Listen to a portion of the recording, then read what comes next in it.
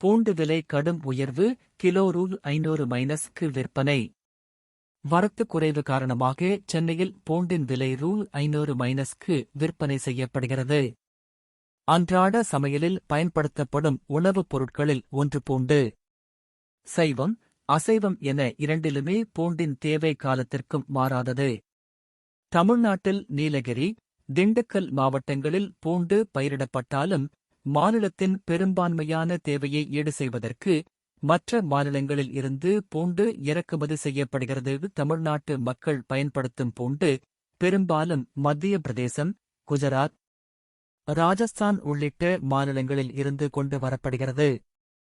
ஆண்டுதோறும் ஜனவரி மாத பிற்பகுதியில் தொடங்கி மார்ச் மாத இறுதி வரை பூண்டு அறுவடை செய்யப்படும். பொங்கலுக்குப் பின்னர் வட மாநிலங்களில் இருந்து பூண்டு மூட்டைகள் அதிகமாக இறக்குமதி செய்யப்பட்டு வருகிறது. அண்மைக் காலமாக பூண்டின் வரத்து குறைந்துள்ளதால் அதன் விலையும் கடும் உயர்வை சந்தித்துள்ளது.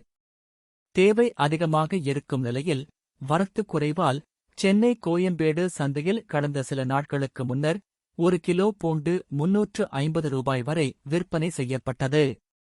அதாவது சிறிய ரக பூண்டு கிலோ ரூ.25.0 நடுத்தர ரக பூண்டு ரூ.300 பெரிய ரக பூண்டு கிலோ ரூ.35.0 விற்பனை செய்யப்பட்டது.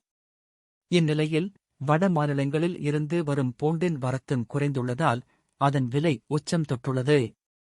சென்னையில் உள்ள சில்லறை விற்பனை கடைகளில் பூண்டு கிலோ ரூ.500 விற்பனையாகிறது. இதனால் பொதுமக்கள் கடும் அதிர்ச்சி அடைந்துள்ளனர்.